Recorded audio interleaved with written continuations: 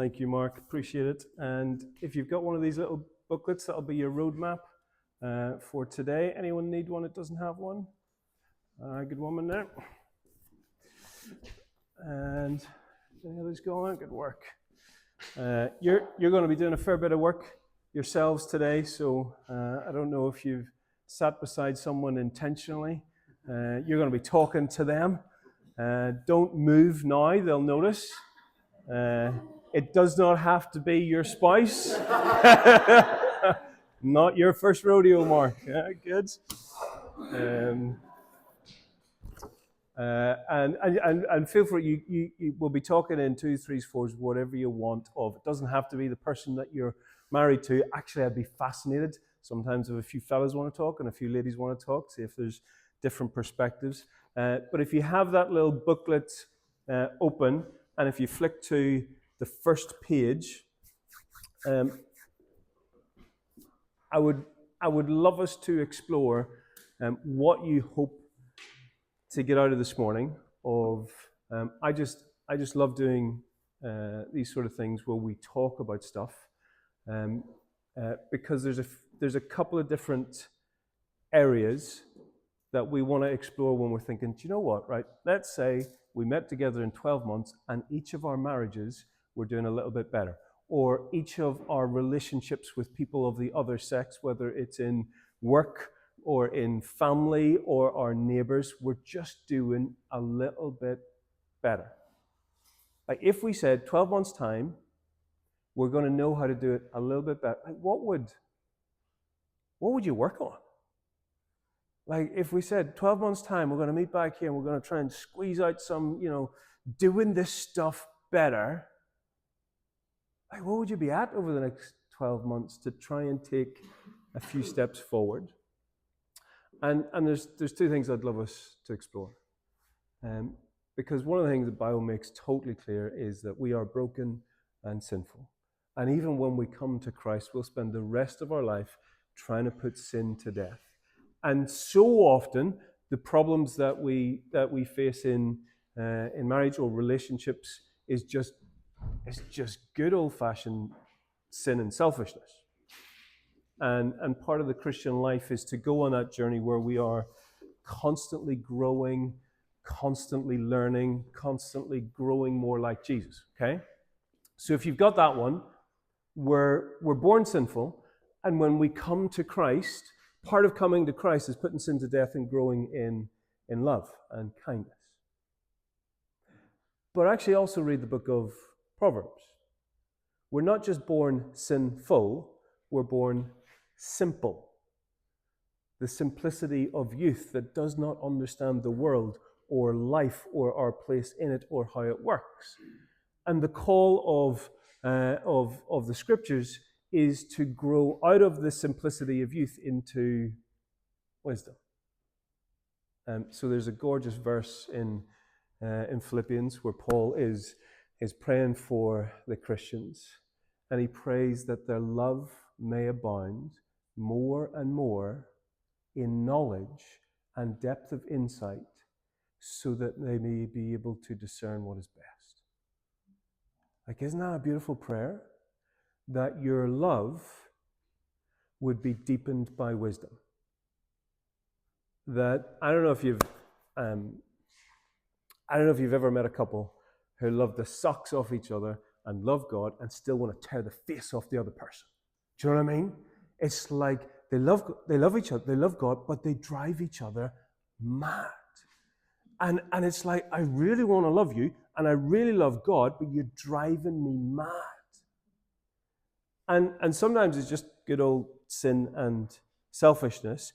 And sometimes it's like, I would give my life for this person, but I can't stand being around them. Because whatever I do is wrong.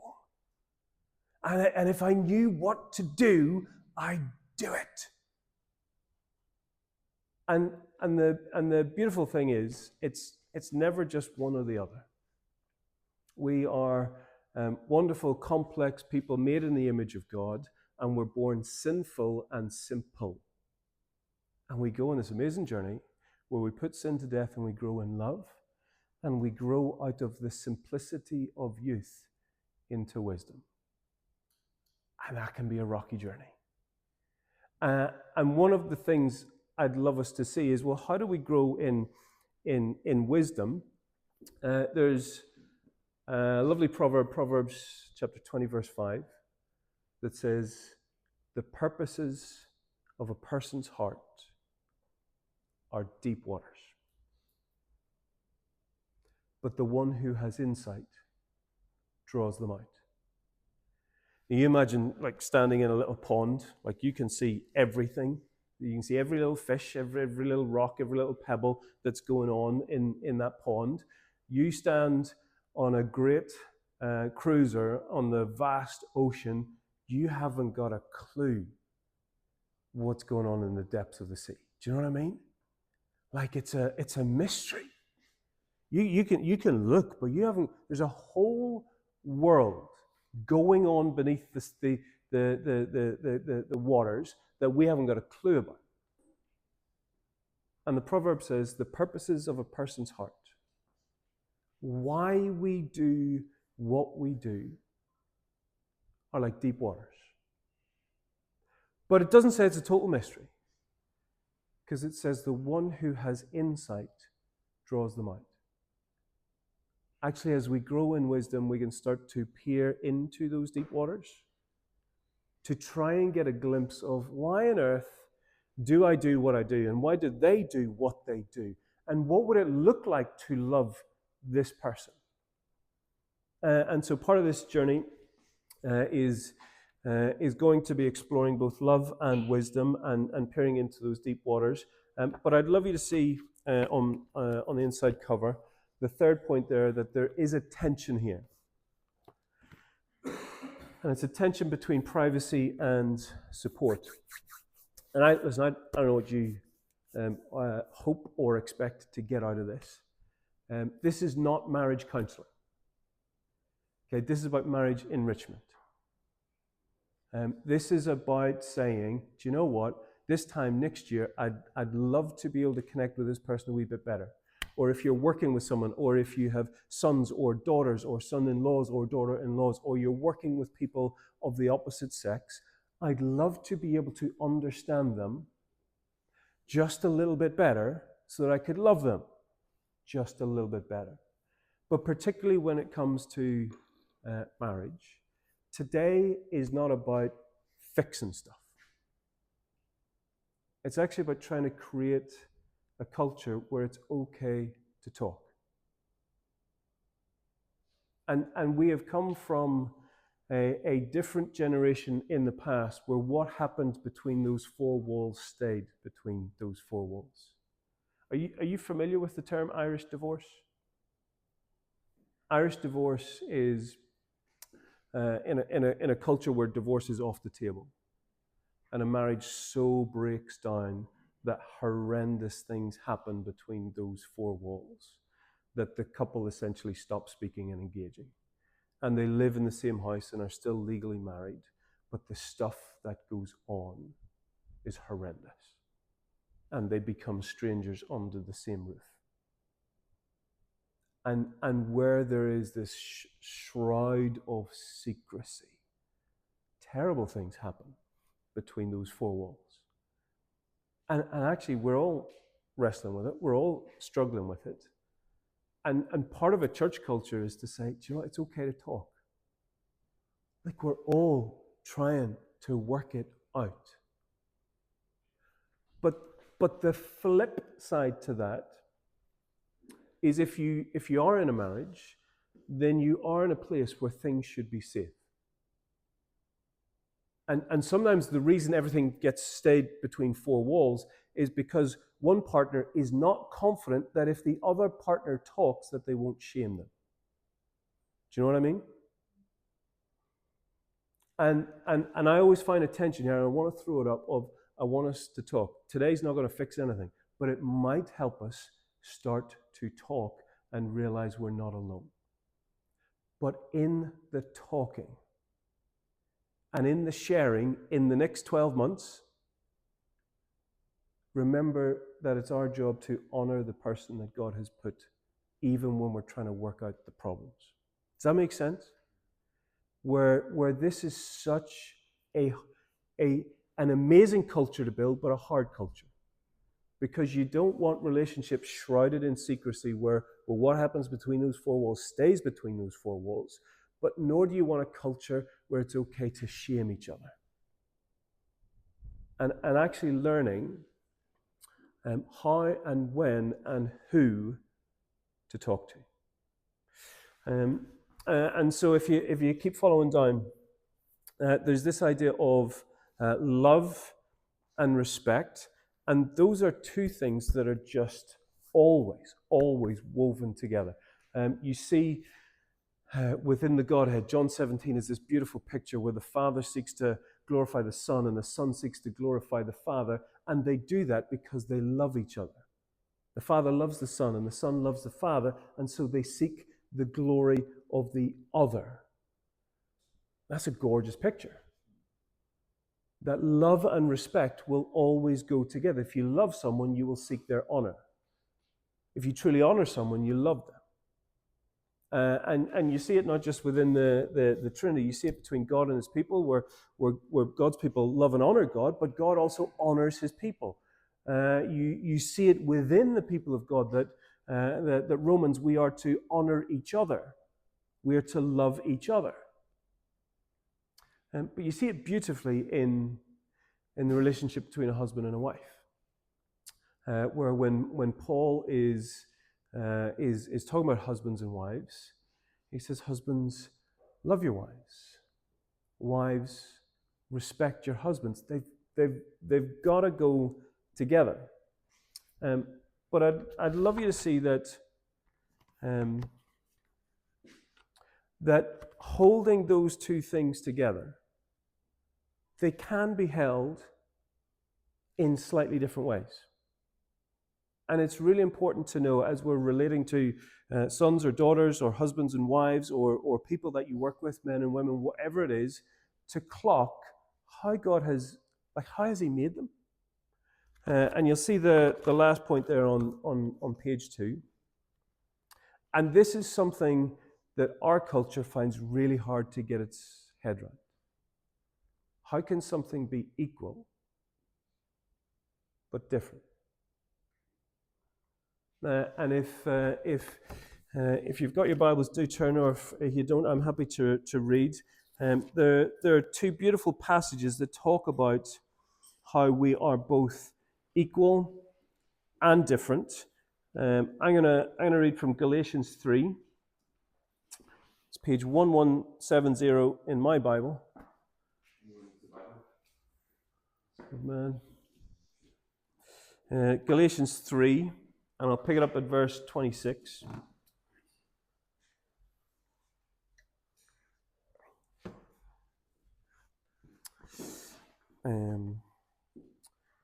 Galatians 3, verse 26.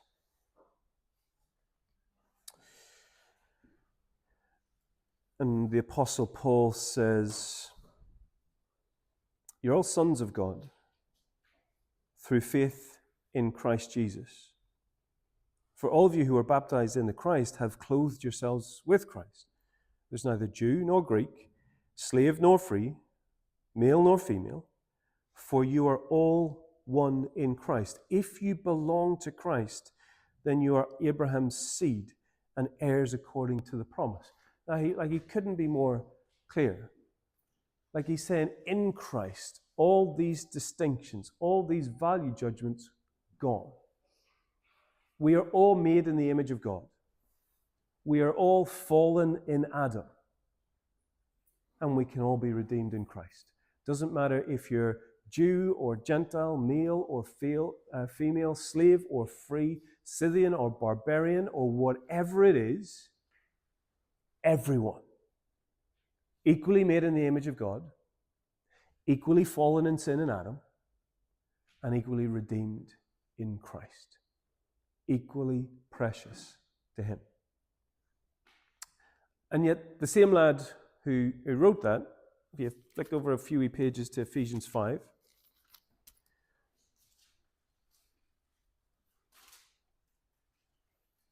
The same lad who wrote, in Christ all are equal, slave or free, male or female, young or old, or whatever it is. When he gets to Ephesians 5, he's saying, but you're all quite different, and learn how to act different. Children and parents, you're all equal. But it's the parents who tell the kids what to do, not the other way around. Slaves and masters, you're all equal. Husbands and wives, you're all equal. And yet he will say, and yet there's ways to handle each other and treat each other. So Ephesians 5, verse 22, wives, submit to your husbands as to the Lord, for the husband is the head of the wife, as Christ is the head of the church, his body, which is his Savior. Now, as the church submits to Christ, so also wives should submit to their husbands in everything. Husbands, love your wives, just as Christ loved the church and gave himself up for her, to make her holy, cleansing her by washing her with water through the word, and to present her to himself as a radiant church, without stain or wrinkle or any other blemish, but holy and blameless. In the same way, husbands ought to love their wives as their own bodies. He who loves his wife loves himself. After all, no one ever hated his own body, but feeds, cares for it, just as Christ does the church. For all members of his body. For this reason, a man will leave his father and mother and be united to his wife, and the two will become one flesh. This is a profound mystery, but I'm talking about Christ and the church. However, each one of you must also love his wife as he loves himself, and the wife must respect her husband. Now, the same guy who wrote You're All One also says, but you're to treat each other differently. And whatever you make of that, I'd love you to spot that last verse, chapter 5, verse 33. Because he says to the husbands, love your wives. But you notice what he says to the wives? Respect your husbands. And we know the whole way through Scripture, love and respect have to go together. And yet it's fascinating that when Paul is speaking to the Ephesians, what he says is, husbands, make sure you're loving them. Wives, make sure you're respecting them. And it's worth noticing, these two people who are totally equal before God, Paul gives a slightly different call to them. And I would love to suggest that Paul is picking up on some of the differences that there are between men and women, and I would love to play with some of those differences. Because here's the thing. If we're going to love people fairly and equally, but people are different, the way we treat them has to be different. I don't know if you've done car insurance recently for a teenager. I can't remember how many years. It was a right lucky years ago where insurance companies could no longer ask the gender of the person that they were insuring. Do you know what that did? Here's the problem. See, boys, they drive different, they crash different, they claim different. Broad brushstrokes, it's like the biggest difference. It's the biggest risk for insurance companies. But we live in a culture that says you can't ask that sort of question. Tell me this, who suffers? The girls will pay the premium.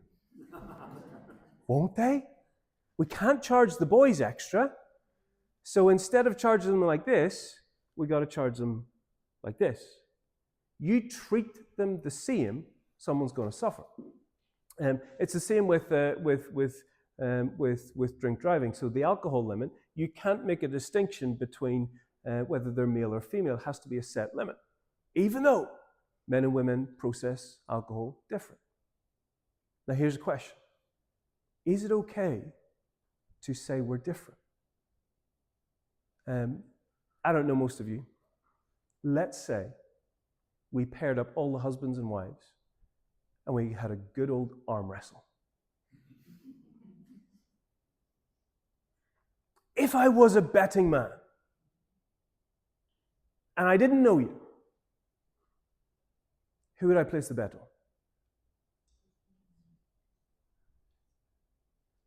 That when we're talking about broad brushstrokes, It's a place where we're terrified to go. Because not every man is going to beat every woman in an arm wrestle, are they? But nor does that mean there's absolutely no difference. In fact, probably, apart from the reproductive side, the biggest physical difference between men and women is upper body strength. Now, is it okay to say that? And actually, what does it mean to paint things in broad brushstrokes where you're not saying this is true for absolutely everyone, but nor are you saying it's not true at all, but actually there are general broad brushstrokes. And listen, I have known some married couples where she would whip him every day of the week and twice on Sundays. And some of those men are some of the greatest men I know. They still couldn't beat their wife in an arm wrestle. In fact, they couldn't beat most children in an arm wrestle, but they're still amazing men. But it's still possible to say there are broad brushstrokes. And if you treat those broad brushstrokes as absolutes, as if they're true all the time, every time, you get into trouble. But if you treat them as if, no, there's absolutely no difference, we're all exactly the same, you're also going to get in trouble. Actually being able to say there are some broad brushstroke differences that are good to be aware of. They are not absolute, and nor are they non-existent. And as we chat today, we're going to be talking about broad brushstrokes. And there's going to be times where somebody like, do you know what? I think I'm over there. I think she would whip me in an arm wrestle. And I'd love to talk about those towards the end of please don't treat these as absolutes, but allow yourself to play with them. What do these differences look like? Talk about differences. If you're a man and a woman, and he said, I'd like to talk. And she said, I'd like to talk. What do they mean? I reckon if he says, I'd like to talk, do you know what he wants? He wants your opinion. I reckon if she said, I'd like to talk, do you know what she wants? She wants him to listen. What if we said, the everyday work is going on, and someone asks them to do a job, and he says, I'll do it later. And she says, I'll do it later. What does she mean? She means she's busy doing other stuff, and she'll do it later. Do you know what he means? Do you know what he means? He means, I'm resting.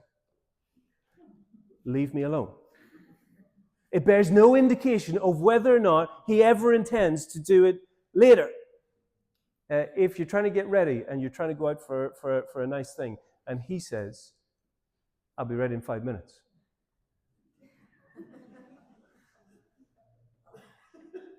What does he mean? He means, I'm going up to change my shirt and I will be down in 5 minutes, ready to go. When she says, I'll be ready in 5 minutes, what does she mean? Nothing. She means nothing.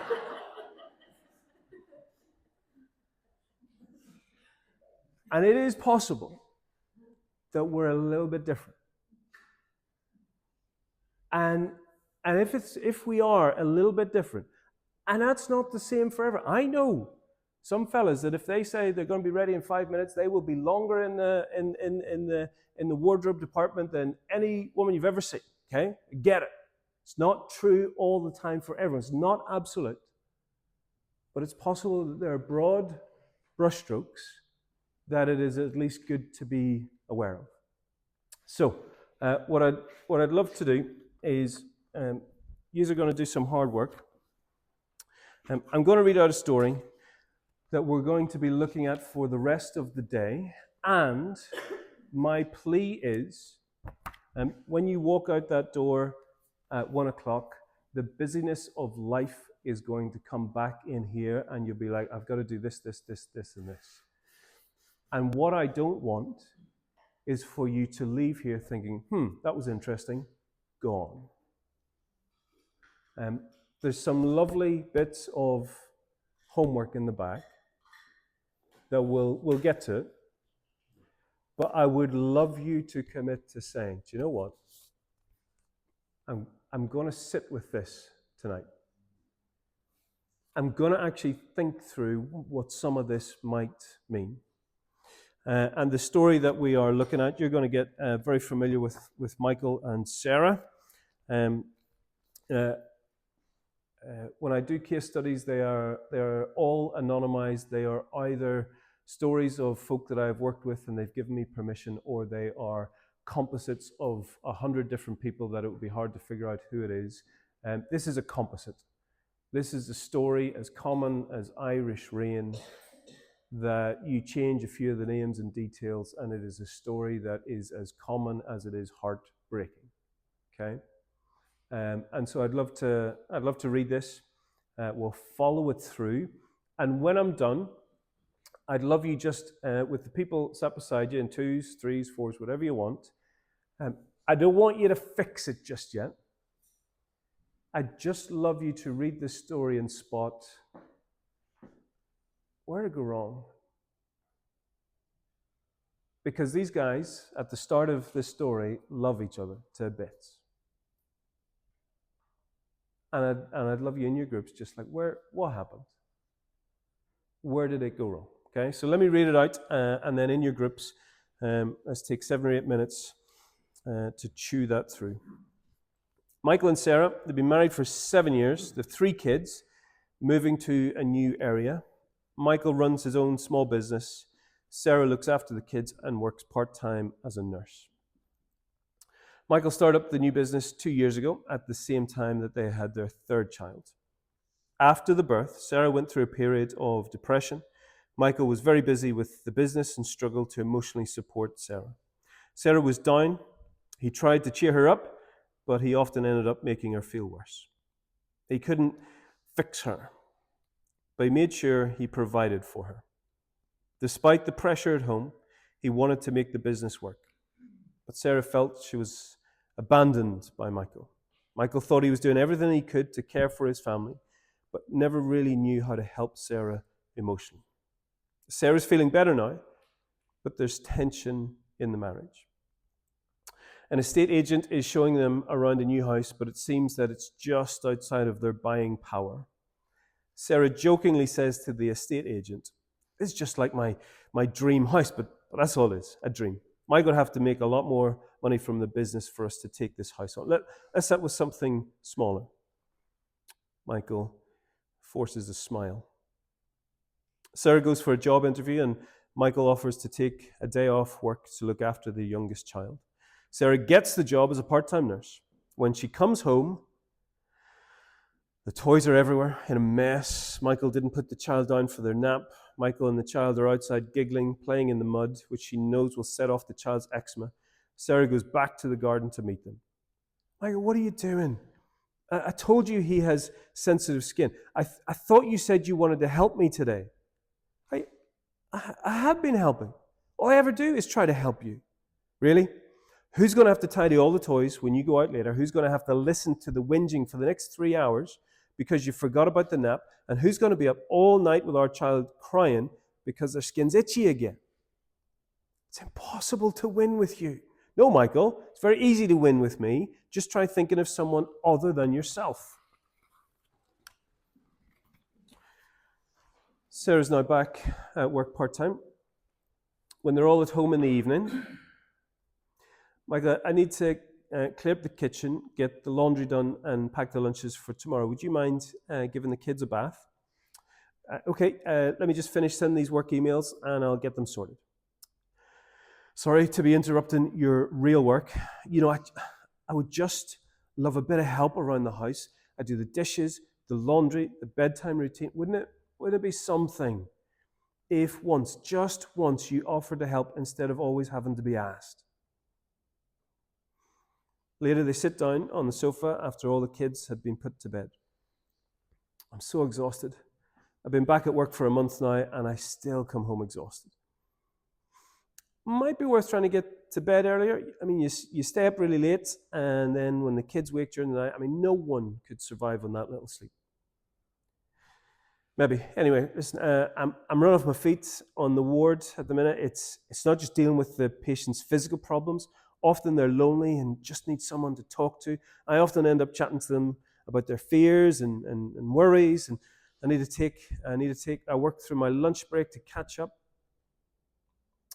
I wonder, could you have a chat with the hospital chaplain? I mean, I'd say he'd love to help out with that kind of work. It would take pressure off you a bit. Maybe. Anyway, it doesn't matter. I don't want to talk about it. Why? What have I done? You're a terrible listener. You always interrupt. You never actually understand how I'm feeling. Later, they sit and watch some TV together. Michael calms down. Sarah is quietly frustrated. Michael gives her a kiss and suggests that they don't go to sleep just yet. Sarah smiles and says she's too tired for sex. It would be good to just get an early night. Michael's business has been growing. He's worked late nights, but gets so engrossed in the work that he sometimes forgets to call home to tell Sarah he'll be late for dinner. It is the third time in 1 week he hasn't called home. Thanks for finally gracing us with your presence. For a second there, I thought you'd forgotten you had a family. It wasn't my fault. Listen, things were busy at work. I couldn't get away. No, I know. It's hard to get away from the things you really love. Okay, listen, there's no point fighting with each other. I'm off to bed. I'll see you in the morning. Well, if that's what's best for you, you better do it. Why change a habit of a lifetime? They haven't settled in a church yet, but Sarah has been talking to friends she's made at a local church about some of the things she's struggling with in marriage. They're encouraging her to pray about it, read her Bible, and connect more with folk at church to get spiritual support. I've been chatting to friends about our struggles, and I think it would be great for us to get some help. How about we start going to their church? Maybe, yeah, I mean, listen, things are busy at work, but when work calms down, we could think about that. That's just your way of saying no. You say you want this marriage to work, that you want to be a spiritual leader. We hardly go to church. I've never seen you read your Bible. We haven't prayed together for 3 years. Fine. We'll go to church. We go to church on and off for the next year, but Michael stays on the edge. The business is keeping Michael busy, and he needs Sarah's help with some practical things.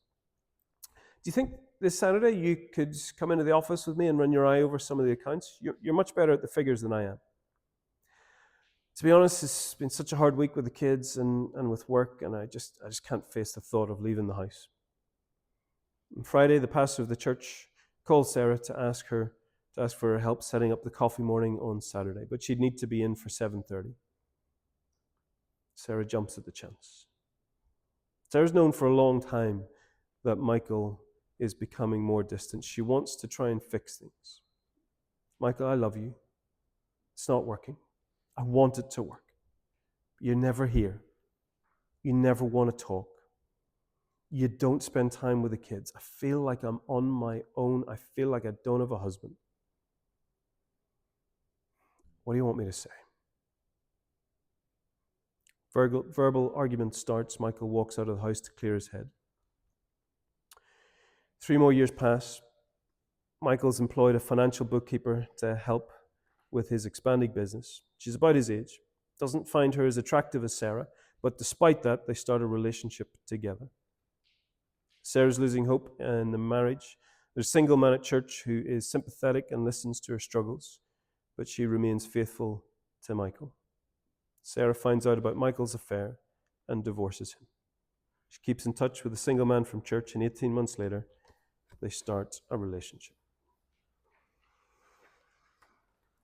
Oh, are you exhausted? Doesn't it break your heart? I'd love you just in your groups, people beside you. Don't try and fix it. Just explore it. Like, where were the cracks? Where did things take a turn? Where do you see the friction? How did we go from 2 people who stand before God and the church family and make their vows together to, I don't want to be in the same house as you? Where did that journey take its little turns on the path? So let's take till 1:15, sort of 8, 9 minutes, tear through it, and then I'd love to hear what you come up with. So bounce it around. If we pull it back, I'd love to know what you think.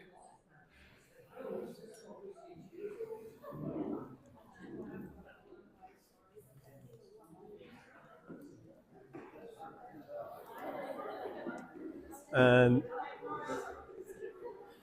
as you discuss that,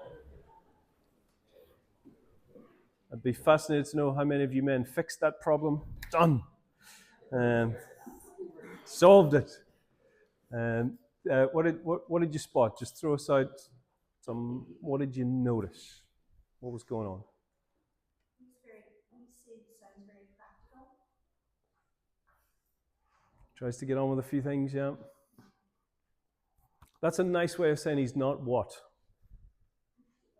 Yeah, he's not. That was just the loveliest way of saying that. Okay, he's clueless, isn't he? Utterly clueless. Tuck that one away. Translate. Yeah. Anything else? Yeah. Yeah. And hold that, right? Because he's clueless, right? And I remember we talked about sin and selfishness and simple and wisdom. Is he a selfish pig? You know, I'm sure there's selfishness in there. But the big thing that's jumping out is that this guy he does not know how to handle her. And he loves her and she loves him, but can you feel there's a meanness? That she is hurt. And when someone who loves you is given a wee jag, it often because they're hurt. And if you had to look at these two, you're not sitting looking thinking, oh my word, two monsters. You're sitting looking thinking, ooh, she is hurt and he is clueless. How do you see that work out? What are some of the they started in a church making their vows to God, and they have ended both going their separate ways, wanting nothing to do. What were some of the turns in the road? I suppose the different things that go through, starting with, after the first child is born, they didn't sort that out. Yeah. They didn't realise they did find a way of going on, but they didn't realise that they hadn't sorted that out at all. And then it builds up and goes on. And so play with that. What was his experience of that season? Let's just go to work now. Yeah. And when he was in the middle of it, so you imagine Michael's coming home and Sarah is just in the pits. Well, what was his experience of what he tried to do? What was going on with her? Tries to cheer her up, but it doesn't work, so he thinks, well, I'll do the next best thing. Provide. Get out and work harder. It's like he's trying to fix it. Makes it worse. There's one thing I know how to do. I'll provide for this woman. She never has to think about where the next paycheck's coming. I can't. I'm making it worse. I know how I can help. What was her experience of that?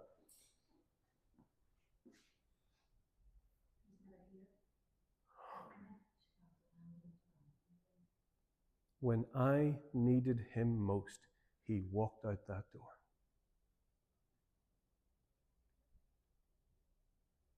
Now, here's two people who love the socks off each other. And I bet in that moment, Michael would have given his life for this woman. And she is like, he's my rock. He's the one that I need, the one that gives me strength, and my rock just walked out the door.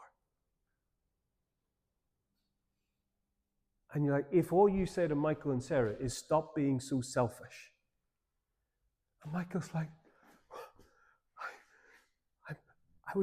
I would, if I could swap, I'd give my life for her. And he tries to love her, but it's not a wise love, because he doesn't understand her.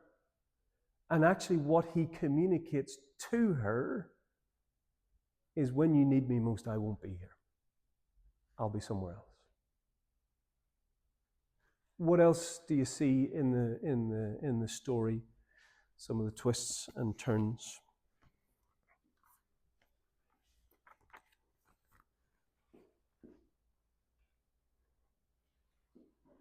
I thought their disconnect from the church was telling. They stopped praying together, stopped going to church, and you can see Mel and Kirsten go back. Yeah. Totally. Slippery slope. Yeah. Wouldn't you have loved him to have taken the initiative and had the humility to say, one, we should be doing this anyway, but two, we're in trouble. We should have been there.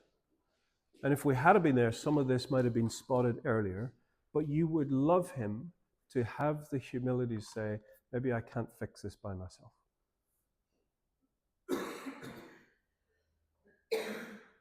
What did she do in that church situation? Because she's the one who took initiative to try and fix it. How did that go wrong? Said she was chatting to friends about her struggles, so that might have brought his own breath.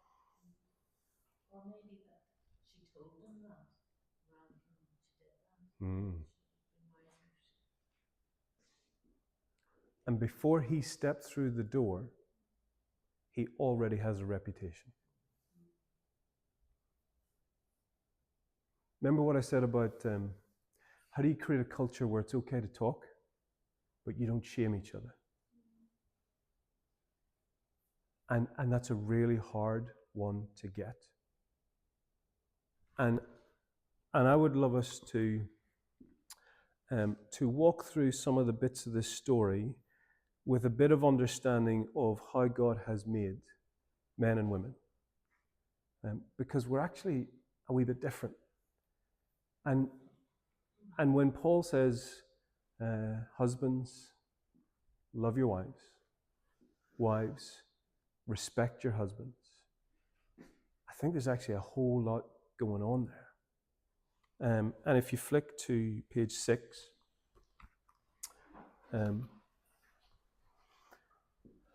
I'd love you to remember what broad brushstrokes are. Broad brushstrokes are not absolutes, nor are they nothing. Broad brushstrokes are saying there are general patterns that are often true, but not always. In fact, that's what a lot of the wisdom literature is about. You know, you work hard, you prosper. That's not always true. You could work really hard and a hurricane comes and blows your business down and you don't prosper. But as a general pattern, wisdom is you do this, this happens.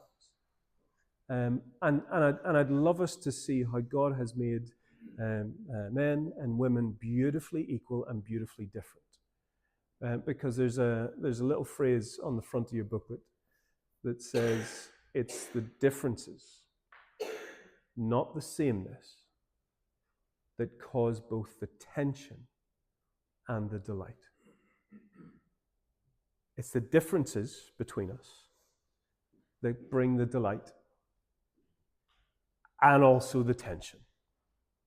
And the more we can clock, okay, this person, whether it's a son or a daughter, a husband or a wife, or the people that we're working with in our jobs, in our careers, if I'm going to be wise in how I handle them, I've got to clock that God has made them slightly different in broad brushstrokes. I don't know if you know I don't know if you've ever done an IQ test where they test intelligence. Back in the 90s, Daniel Goleman developed that to say there's more than one type of intelligence. There's IQ, but there's also EQ. Do you know emotional intelligence? And often those who are high on IQ may not be high on emotional intelligence. You know what I mean. And what was fascinating is when Goleman was doing this in the 90s, and I don't know if he'd be able to write and publish the same way 30 years later, because when he was doing that research, he was like, do you know what? It turns out like men and women are really quite different in emotional intelligence. And like he just says it bluntly. He said, of course it's not true for all men, all women, but in broad brushstrokes, turns out the more research we do, they're actually quite different. And he goes back to this schoolyard experiment. And he says this schoolyard experiment it just pictures what boys and girls are like. Because if you imagine any relationship, you want to get close, you want to maximize how close you can get to someone, but not everyone's safe. So as you try to get close to someone and maximize how close you get, you've also got to minimize the vulnerability, because not everyone's safe. And men and women both do this. We will try and figure out how do we get close, but how do we minimize the vulnerability? And that's actually a really hard thing to work out. And he says, do you know what? Men and women both do it, but it's like it's two sides of the same coin. But for men, one side of the coin is facing forward, and for ladies, the other coin is facing forward. And for females, what's at the front is I want to maximize connection. And while I maximize connection, I try to minimize vulnerability. But for fellas, we make sure we minimize vulnerability. And in the process, we'll maximize connection, but we're making sure we minimize vulnerability, because the world's not safe. And Goleman did the schoolyard experiment. It makes me smile every time. He says, imagine you're in the playground and there's a heap of girls, and do you know the old skipping rope? They still did that in the 90s. Do they still do that? So he said, imagine the skipping rope and there's a pile of girls, and there's one girl and she's absolutely going for it, and she's skipping, but she falls over and cuts her knee, and there's a bit of blood, and she's crying her eyes out. Just in your mind's eye, what happens? Play it through. Here's what happens, generally. The skipping rope goes down. The other girls will gather around her and see if she's okay. Tuck her in, and they'll look at the blood, and they'll see the tears, and then they'll all, like a clucking load of hens, will bring her to teacher, and teacher will sit her down and get the first aid kit and mop the whole, and send a dozen of the girls out because they're crowding her, and let her cry her eyes out, and she'll sterilize the thing, and two of her best friends will sit with her, and she'll mop it up, and then she'll ask, are you okay? And then the two friends will take her out and put her in a seat, private place, so that she can now watch. And once that whole thing is done, the skipping rope will be picked up. You with me? Now, just 100 yards over there in the soccer pitch. Okay? Young lad has the ball, gets badly tackled, same level of injury, knee is bleeding, and he's crying his eyes out. In your mind's eye, what happens? Play it through. Here's what happens. He's crying his eyes out, and the other players say, move, you're in the way. And when he keeps crying, 3 lads will come over and pick him up and move him off to the sideline and dispense of him. The ball has never stopped. The clock is still ticking. And if he has a really good friend, and I mean a really good one, they will come over and they will whisper in his ear, "Stop crying before they see you." And at no point did the game stop. In fact, I did this seminar once at a residential conference, and we did this on the first day, and then they all went off to play sport, and the girls were playing basketball and the fellas were playing soccer, and I was there in the evening eating my dinner, and I jest you not, right? The ladies came up. One of the ladies came up and said, "Colin, we had 60 minutes to play. We only get 20 minutes of playtime." Because the girls kept falling over and cutting their knee, and we all stopped. And we mopped them up. We got 20 minutes of playtime. And she left. I joke you not. One of the dads came over. And he was like, "Colin, we got 60 minutes. We didn't stop that ball." And every now and again, I'd look up, and our sons, our little sons, are sitting on the sidelines crying their eyes out while we dads are winning.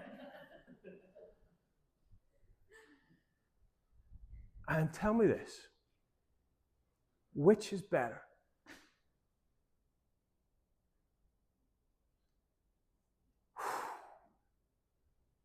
Is it better to be able to maximize connection and minimize vulnerability while you do it? Or is it better to flip that and minimize vulnerability and maximize whatever connection is possible? Which is better?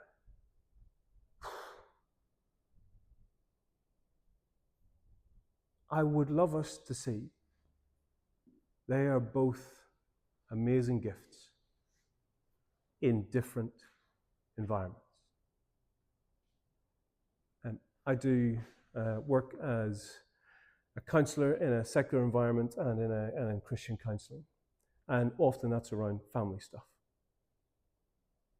And often the fella is utterly clueless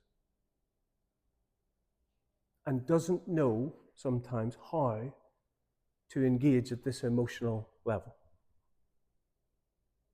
And in that environment, in an intimate, safe environment, you want to learn how to maximize connection. Minimizing vulnerability is not your biggest concern. This place is safe. I also work with leaders, particularly those under a lot of stress and facing burnout. They work in environments that are not safe, that are not nice, that are not cuddly and warm and lovely, and they're filled with conflict and hostility.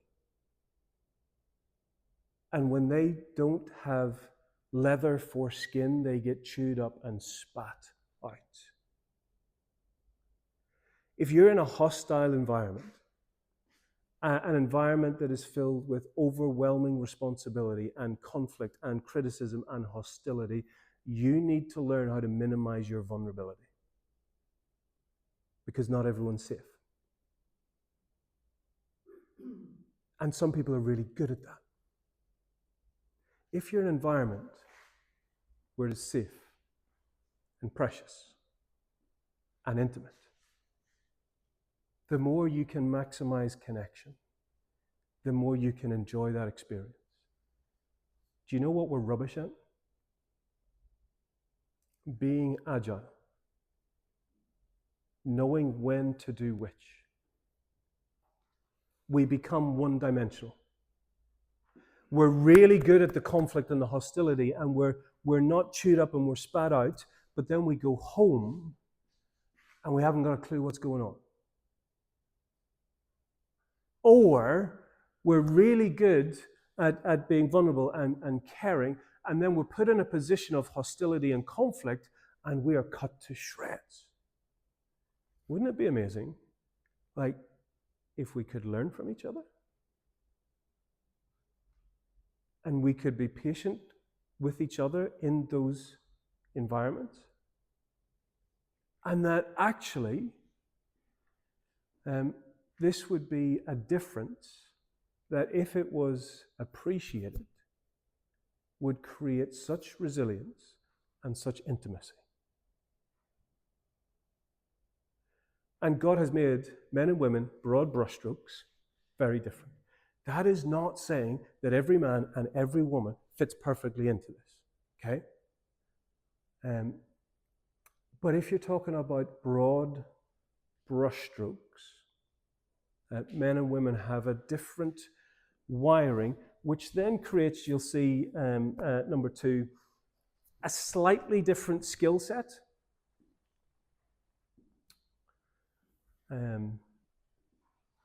If we're wired differently, it's no surprise that we develop our interests in a particular way and develop a unique set of skills. When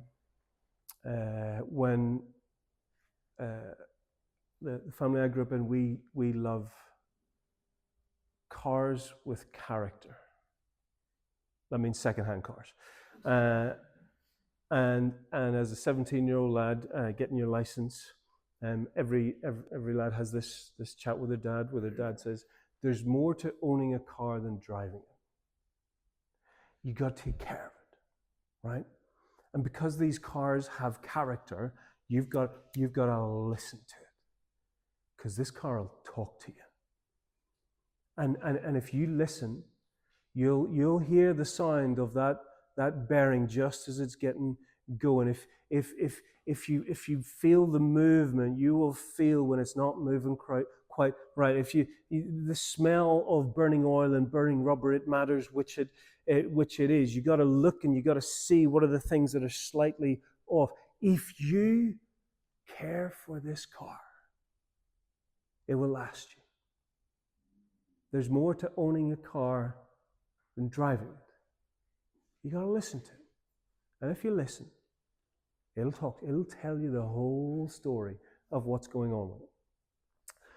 One of my first cars, I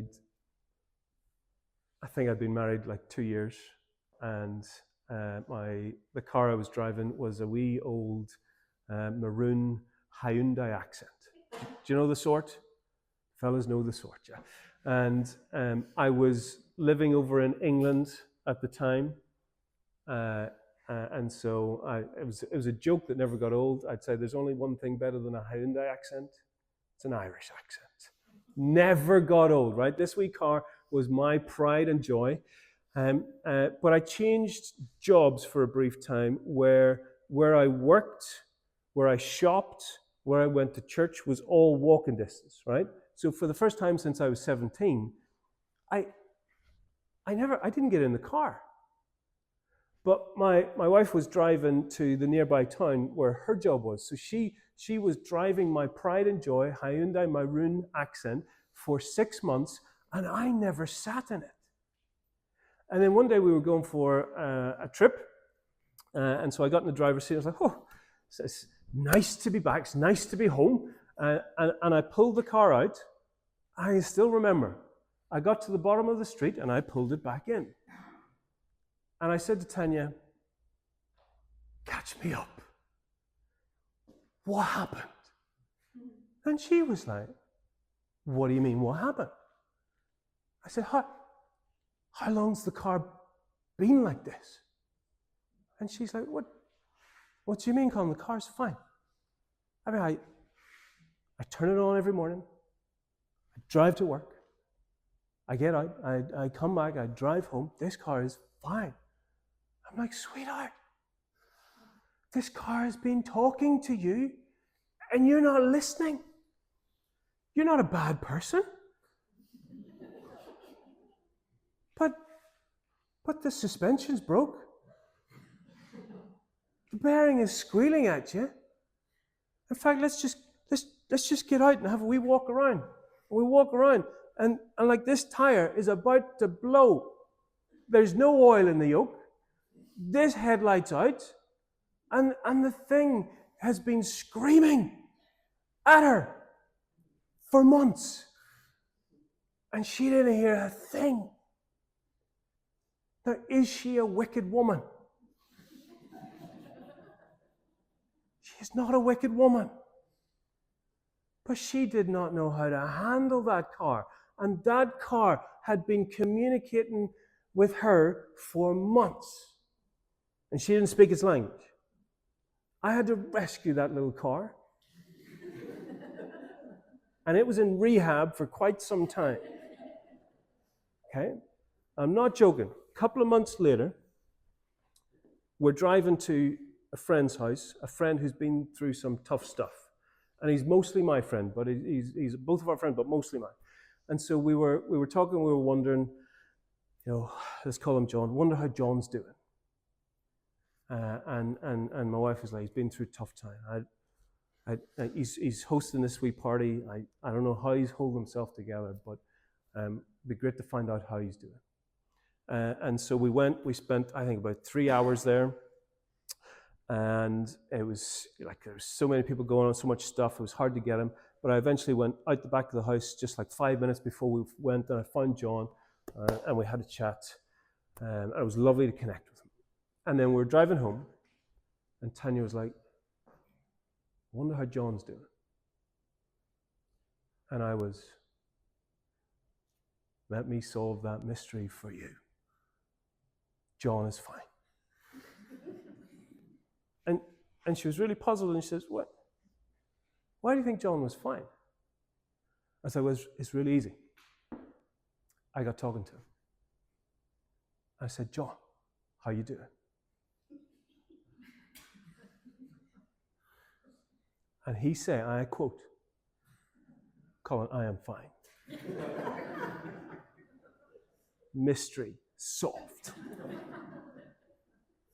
I can still remember the look. She looked at me with this look of like compassion and pity. She's like, Colin, John's not fine.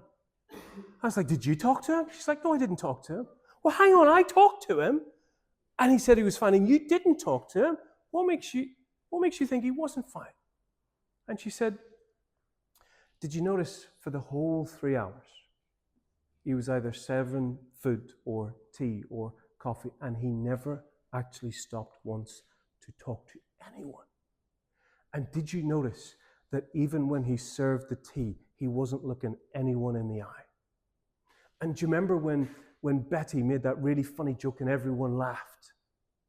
And John was laughing, except he laughed like 2 seconds after everyone else because he wasn't even aware that people were laughing. And then she was like, and Colin, like, how did you even get talking to him? Because I didn't see him talking to anyone. I was like, well, I went outside and I found him outside. And she was like, who was he with? No one. What was he doing? He was just standing there by himself. You don't think that's odd? Well, I do when you say it like that, yeah. Now, do you think John was fine? He wasn't fine. He wasn't fine for a long time. Was I being a horrible, cruel friend? Was my wife being a wicked woman who tortures cars? We got different skills. And do you know what? When I walk into a room, my wife is my radar. Tell me what's going on here. When we own a house, the reason everything's not broken is because I live in it. Doesn't that work well together? But my goodness, can you imagine how she could frustrate me?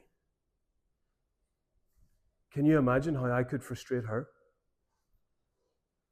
And maybe there's a chance that these differences mean, do you know what, when we understand each other, we see how much we need each other and can learn from each other. But if we think we are the same, we're going to be in big trouble. Because we're wired different, and we have different sets of skills, which also means, you'll see the third one there, we have slightly different currencies. I think, you know the phrase, gracious love. To love someone even when they've been an idiot. to have that gracious commitment. I will love you in the ups and downs. And this is what I love about Scripture. It speaks to absolutely every culture. Because I think us in the West, we kind of get the gracious love, the unconditional love of we love even through the ups and downs, and we should show that love even when someone doesn't always deserve it. But when you've committed to someone, you love them even through the ups and downs. I did some of this. My brother lives in Africa. He's been there for a long time. Before he was there, I used to pop out and do some work. And it was a joy to sit with men and women from such a different culture than mine. And we'd go through some of this stuff and the love and the respect stuff from Ephesians. I'd say, listen, I'm an Irishman. I haven't got a clue what your culture's like. How does this verse hit you? I'm not joking. It went quiet. And I was like, come on, what have I said? And there was a lady there, she stood up and she said, my brothers here are scared of what you're going to say. I was like, okay. Why? She said, their wives treat them like kings. Their wives know what respect is through the ups and downs of life. And my brothers here have been trained and taught to treat their wives like slaves. They do not know what gracious love is. And then she sat down. I was like, whew. You see, God's word speaks to every culture. And in some cultures, respect, the currency of respect, is up here. And fascinating, because when I was in Africa during that time, I was also at Bible college, and like when I was talking to the principal of the Bible college, I'd be like, Mike, how you doing?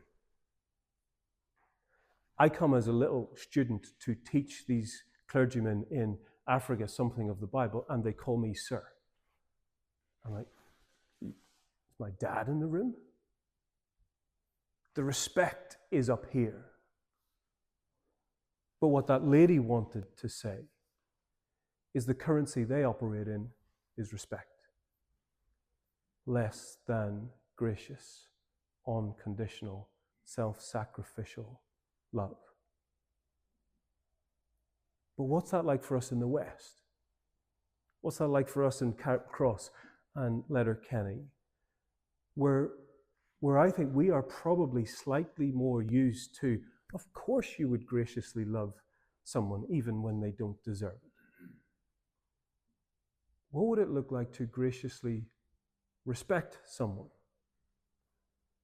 The person that you're married to, your boss in work, your kids, even when they don't always deserve it. I think you see in that story, Sarah just wants someone who will see her and witness her life and walk with her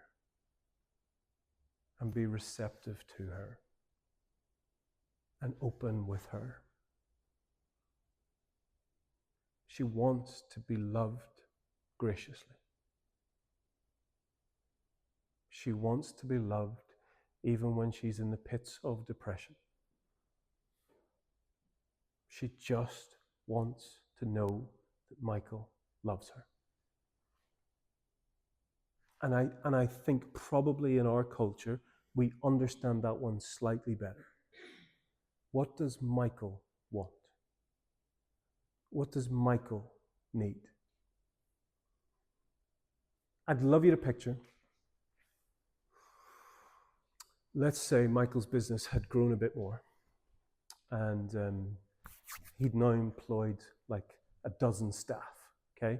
And he's spending even more time away from home, and Sarah's getting even more frustrated with him that he's not around. And when he was around, he was useless with the kids. He was useless with her. but he's winning at work, okay?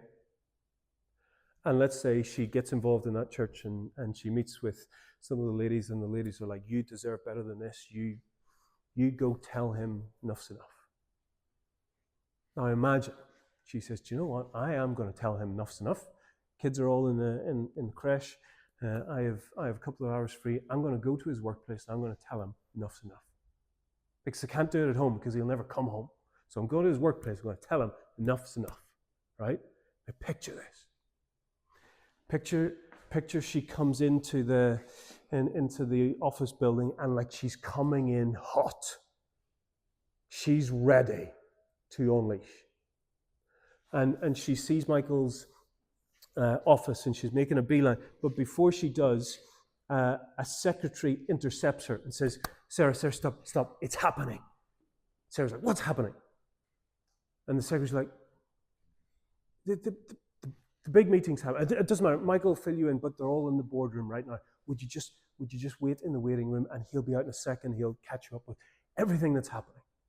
And so she's sitting in the waiting room, waiting to give him a piece of her mind. And she has to wait for 10 minutes. And then the doors open. And 12 people come out. And her husband Michael's the last one out. But the second last guy is one of the fellows who works for Michael. But he's older. Carries himself with dignity. White-haired, suit and tie. And that older gentleman stops and turns round to Michael and says, what you did in there today, no one else could have done that. You've saved this company. Thank you, sir. And as Sarah's sitting in the waiting room, ready to tell him off like a schoolboy, she sees two people. She sees the older gentleman who just called her husband sir. Do you know who else she sees? The secretary that intercepted her and has had a front row seat to her husband at his best every day of the week.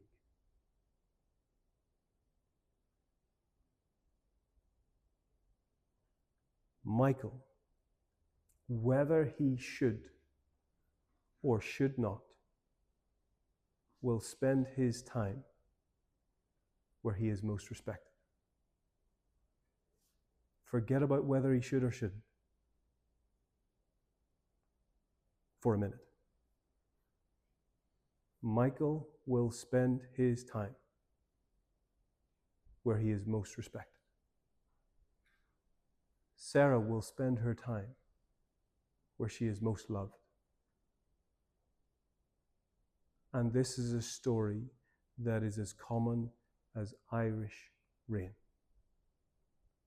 That if he walks home and this is the place where he is, do you know the cartoon Daddy Pig, Peppa Pig? Do you know Daddy Pig? Who was the first one?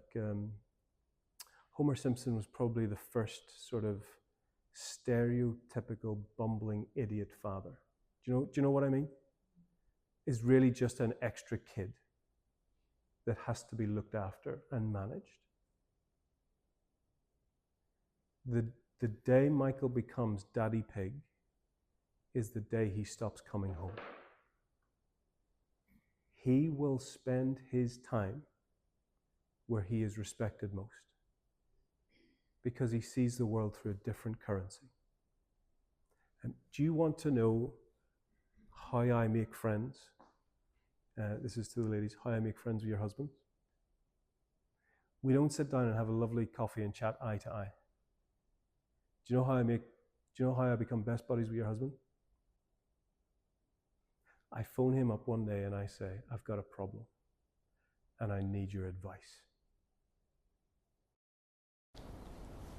Him and I are thick as thieves for the rest of our life because I've just respected him. And here's the crazy thing. See if your son or your father or your husband or the men in your life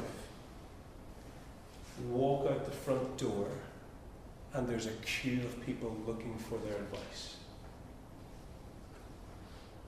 Doesn't matter what the advice is. Doesn't matter if it's how to operate this machine or how to farm this land or how to run this company or how to troubleshoot.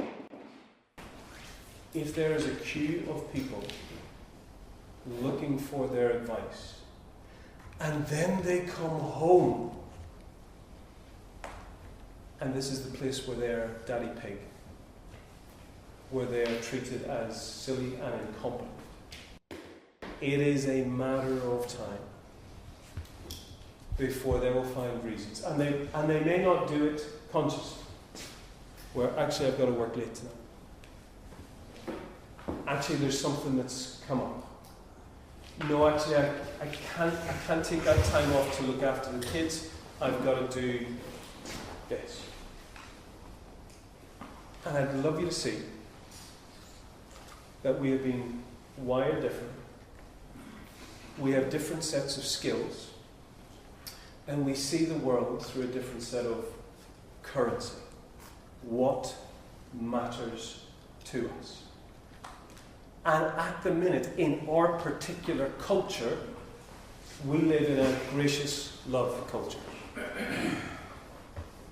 And praise God for it. But the biblical culture brings both of them. There are other cultures that live in a respect culture. Wouldn't it be amazing if we allowed our homes and our relationships to be shaped by a fully gospel biblical culture, where we understand that love and respect gotta go together, and sometimes they go like this. And you'll see page 7. And that also means that we're going to have different struggles.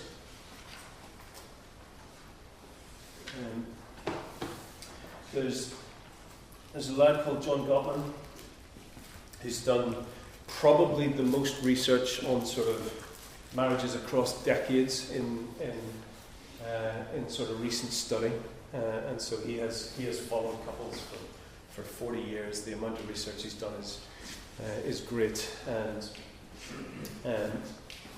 as he is dealing with a new couple from those decades of study, he looks for certain things. And he says, if I meet a couple, and if they allow me to just observe them for 5 minutes, on the understanding that I get them to discuss something difficult, if I can watch them discuss something difficult, so I'll tell you if they're going to make it. He says, I'm looking for 4 things. And if those 4 things are consistently there, it's game over. And there's one thing that needs to be there. And if it's not there, they're in big trouble. And these 4 things, he calls them the 4 horsemen of the apocalypse, because it means the end is near. And also what he says is the 4 horsemen of the apocalypse affect men and women differently. You ever been in a situation where like the red mist comes down?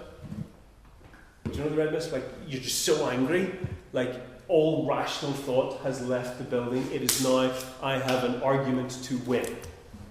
I am in a fight and I will fight my corner. Okay? That's where you're just so angry, you're like, and for the record, no fight ever gets resolved when the red mist is there. Okay?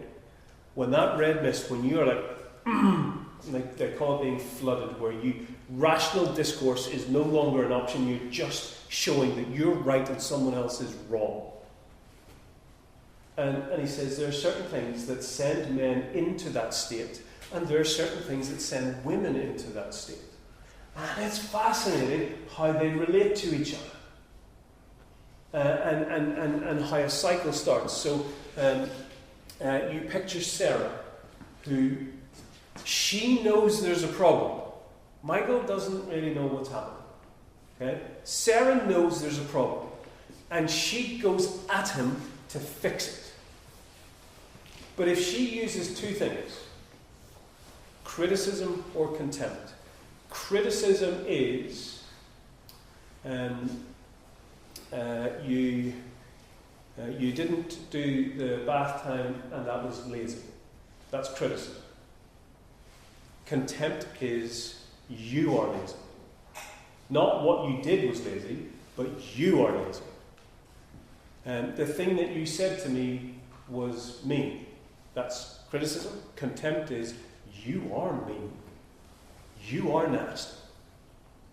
And Gottman says if contempt or criticism are there, do you know what happens to the fellow? The red mist comes. Now, did you notice with Michael and Sarah, like, who's more articulate? Like, boys, it's embarrassing, isn't it? Like, you read that story, she is a verbal ninja. Like, if this was a boxing match, the referee throw the towel in. He's like, and she is running rings around him because she's learned that skill.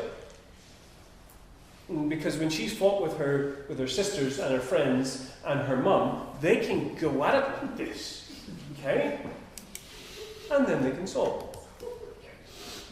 And it's a phenomenon. It's a miracle to behold.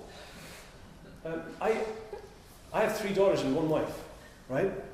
I have never seen such jaws. Like the words. It's just this waterfall, this avalanche of words. And they go at it, and then they solve it. You ever seen boys fight? Have you ever seen boys fight? Okay, the number of words that are exchanged is in the single digits. And the number of black eyes is in the single digits. And then they shake hands. Okay? Now you imagine a fella who's in a situation where he's getting bombarded with words. He's like, okay, I'm going to fight. But I love this woman. Why is she going at me like this? What? Why is she going at me like this? And if this was a fella, this would signal, okay, we are now in combat. He's like, but I love her. I'm not going to fight her. Now you imagine 2 boys, right? And they're squaring up, and one of them walks away.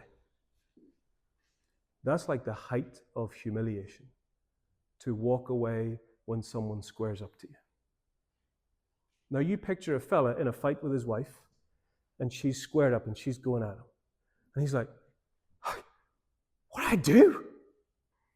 She's given me all the signals that we are now in mortal combat, but I love her. I will do the honorable thing. I will walk away. I will let this whole thing calm down. Now remember the 4 horsemen. 2 of them are contempt and criticism. But the other 2 is defending yourself and then withdrawal. And here's what Michael does. See when Sarah squares up to him and verbally, first of all, he'll defend himself. I'm not an idiot.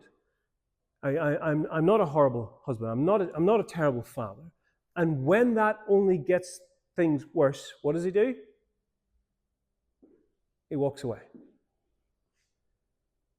Now, the 4 horsemen of the apocalypse, when a woman comes at a man with contempt and criticism, he is gone.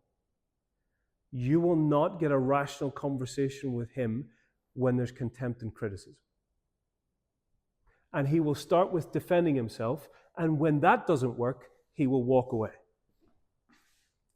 Do you know what defending yourself does to the lady? It sends her mad. Because she's like, I'm trying to fix things, and you're batting everything away as if there's nothing to fix. Stop defending yourself as if there's nothing to fix, and let's actually talk. And so every time he says, no, I'm not an idiot. No, I'm not doing this. No, there's not a problem. She's like, you're driving me mad. I'm trying to fix something, and you're batting it all away. And so she actually starts to get, and the more she gets, and the more the self-defense doesn't work, his last option is walk away. Now, do you know what happens? Imagine he walks away and he does a lap of the park. Do you know what's happening to him while he does the lap of the park? He's calming down. And he's like, she squared up to me, but I don't think she's out to get me. She's lovely. I'm coming back to my senses. I'm going to go back to that lovely mad woman I love. And it's going to be okay. Except, do you know what withdrawal does to her? Because actually, seeing the contempt and the criticism, see when she's going at him, she's actually okay. She's thinking lucidly. When he starts to defend himself, she's like, ugh. But when he walks away, she goes through the roof. And inside is this cauldron. Because, well, at least when he was defending himself, we were talking. But now that he's walked away, there is no hope to resolve this. The walking away cuts off all hope of resolving this. And so she is sitting there stewing like a cauldron while he's doing a lap of the park, calming himself down, reminding himself she's a great wee egg. We just have to work this out. It's all fine. I was just getting annoyed. It'll all be okay. Now you tell me, what happens when he walks through that door? If he was wise, he'd throw the hat in first. Because she is about to explode all over the walls. And when it happens, he's like coming in calm. I've settled myself. I'm actually ready to talk. And boom! The criticism and the contempt go through the roof. And so his self-defense goes through the roof until it's only making it worse. So what does he do?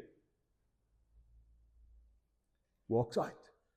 But this time I'll do 2 laps. See if that'll help. Because maybe I didn't give her long enough last time. And so he does 2 laps this time. And it took him the second lap to calm down. And he walks through the door. And can you see this spiral? Because when she's going at him, she has hope that this can be fixed. But she's going at him in a way that men will just go, shh. And when he goes, shh, he'll defend himself. I'm in a fight, I'll defend myself, but I'm in a fight with someone I love. So I'll do the honorable thing and walk away. And then she loses hope. How can we fix it? If you won't see there's a problem, stop defending yourself. How can we fix it if you walk away? And you get this spiral, this crazy cycle. And if you were a fly on the wall in those moments, you would think, these 2 people hate each other. They don't. They love each other. But they do not understand each other. And that brings to the last one on page 7. If we're going to stand a chance at working some of this through, we've got to see that the way we deal with conflict is different. If you want to deal with a fella in conflict, if you actually want him to hear what you're saying, it's got to be spoken in respect. Because if it's not spoken in respect, he will see this as a conflict where he has to fight his corner. Do you know there's two types of conflict? There's conflict where I take that corner, you take that corner, and we fight the bit out. And we fight our corners. Or there's a type of conflict where it says, we're at odds, we need to come to a common mind. We need to work this out. And if we're going to learn how to navigate the battles that will come in any relationship between men and women, and particularly in marriage, but it's there with sons and daughters and fathers and mothers and the colleagues that you work with, if you want to come to a common mind, you've got to see how the other deals with conflict. And it's not the same as you. Or at least it may not be the same as you. And in a wee second, we're going to stop and have tea or coffee. But when we come back, I want us to work through this story and spot. In fact, we've got 5 minutes before coffee.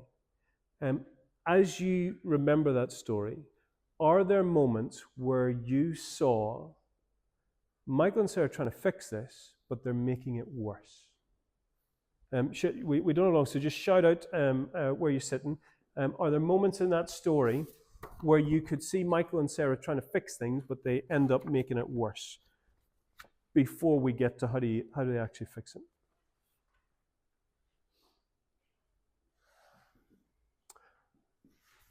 Go for it. Top of the second page, if Sarah said, sorry to be interrupting your real work. Lack of respect. Gosh, yeah. Totally. Yeah. And she feels it's not resolved yet, and she's still stewing, and then he says, don't go to sleep just yet. Honestly. Michael! Okay. She needs that resolved. It's no longer happening, so in Michael's head it's resolved. Because it's not currently happening. It's like, no, Michael, she's going to keep going after you until that's fixed. Yeah? Give us more.